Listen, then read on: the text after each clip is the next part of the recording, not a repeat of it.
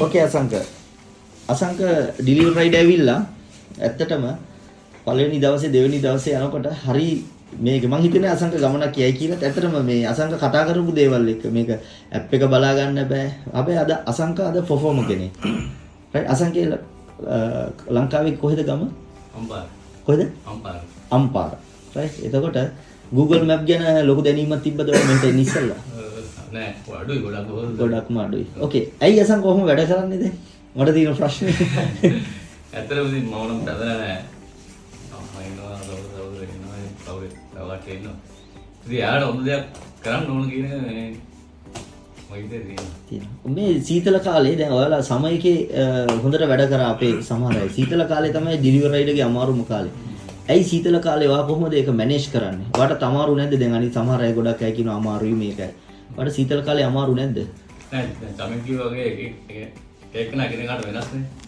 මේ ඇත්තටම මට දරාගෙන සත්‍ය කියන එක මට තියෙනවම උපරිම තියෙනවා. මම බලන්නේ කොහොම හරි කරලා සීතල කාගෙන මොනවද ජැකට් බෙල්ට් දාගෙන එකෙන් දාලා දවස් ගාලා කොහොම හරි මහන්සි වෙනවා බලන්න. අර මේ දවස් ටික කරලා අනිත් ඒවා නිසා බැරි වුණා. ඔව්. ඉතින් බලමු එදිරට හොඳ කරන්නේ. ඔයාගේ විශේෂ මොන හරි තියනවද? ඔයා විශේෂයෙන් ඔයා දැන් දුවනවනේ ඇත්තටම දුවනවා. දිවිල්ලක් දුවනවා. අසංකත් දුවනවා. අසංකත් හොයාගන්න නෑ ඇකොමඩේෂන් එකේ.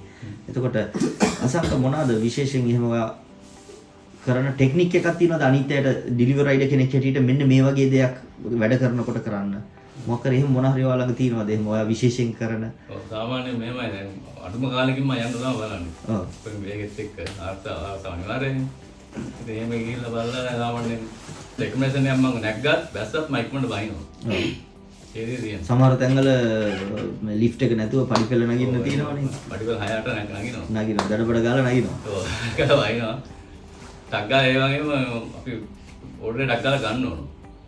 දුන්නා ටග්ගා ඕඩර් එක අරගෙන අසංක මේක එපා වෙන්නේ නැද්ද ඔයාලට?